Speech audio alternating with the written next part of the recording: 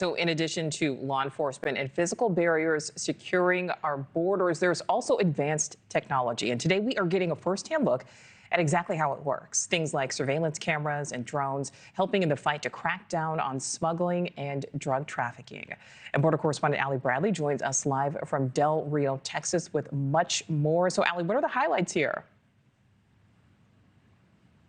Yeah, hey, Nicole, we're battling some wind here, so bear with me. But the highlights here from this oversight committee hearing that just wrapped up was essentially that they have an issue in sharing communication. It seems simple enough, right? But no, right now, these different agencies that are all working together to not only vet, detect, and deter these illegal immigrants in the country, but also remove them, they're not able to work together. ICE was talking about how they can't communicate openly with HSI. We know that ICE is working with other agencies on the ground as well. And what they're using right now, Nicole, is essentially they're using WhatsApp chat groups so that they can communicate their information. And that's just not going to go far enough for what they need to do. So one of the tools that they use is called EDI. It's a system that actually allows the U.S. Immigration and Customs Enforcement to take fingerprints and photos of people. But again, all of this information that gets gathered is kind of sitting in a silo. It's not getting outside of ICE to these other agencies so that they know what they're up against as well. So this app takes fingerprints and photos of a subject and answers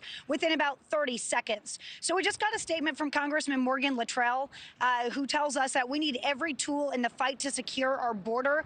Advanced tech like AI, machine learning, and remote sensing can help our Border Patrol agents track and stop smugglers before they ever get a chance to traffic drugs, crime, and people into the country.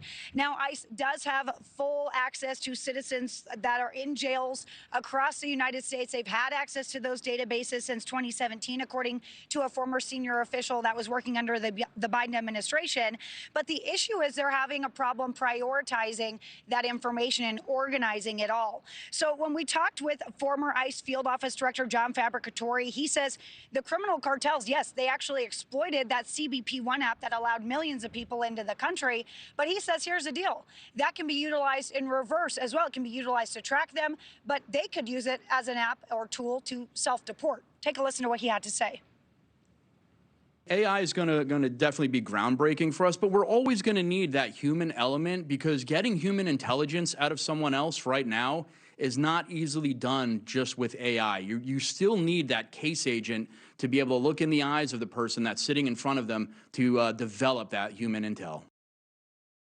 Let's get technology to our agents, to our security system faster rather than later. How do you know when a suspected terrorist, a suspected individual with a certain history hits the Americas? Well, you work with other countries to find out what the travel logs are, specific airlines across the Americas. You get that information to the U.S. We digest it. That's the way we know. That's the way we keep America safe. Yeah, and again, that information kind of being held in silos, not able to get out of those countries into the hands of the United States. But you're looking at drones being used by Texas DPS and other law enforcement on the ground down here.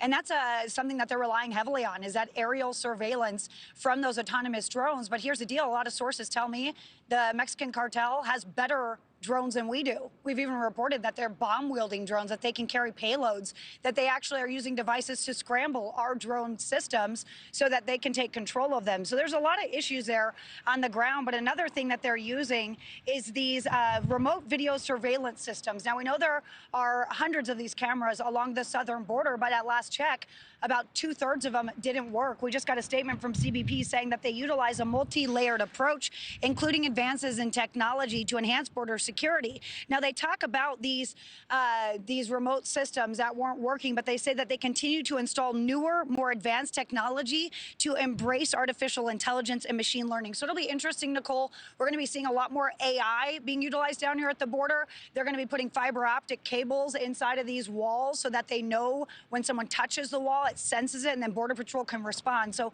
a lot of changes down here, and about face from what we saw over the last 4 years.